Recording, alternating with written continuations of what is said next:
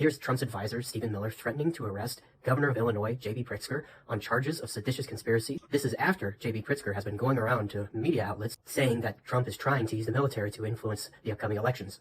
J.B. Pritzker could be arrested. Let's talk about your willingness and under what federal authority do you arrest a sitting governor. So if you engage in a criminal conspiracy to try to interfere with ICE officers or even to arrest ICE officers, you're engaged in criminal activity. Different kinds of crimes would apply. There's obstruction of justice.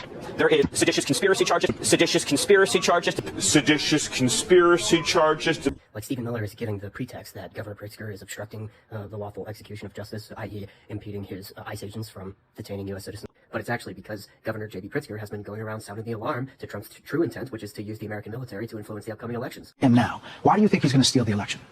What I'm telling you is you can just look back in his own history, back to 2020, after the election, when he claimed fraud, he claimed it had been stolen from him. And he and Michael Flynn discussed, and Michael Flynn very publicly talked about, maybe we should use troops and go in and seize the ballot boxes and count the votes.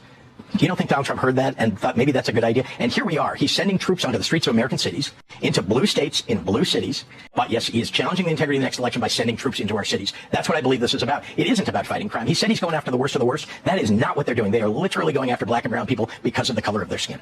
It's honestly probably the greatest betrayal I think a president could make, because it's seizing the power of elections away from the legislative branch, the people's branch, which would be one of the greatest, if not the greatest, betrayals of the oath of office that Trump swore to uphold the Constitution. That being because Article 1, Section 4, Clause 1, the election clause of the U.S. Constitution, says the times, places, and manner of the elections shall be prescribed by the legislative branch. Quite literally, it is seizing the power away from the people for them to hold their own elections for their own self-representation.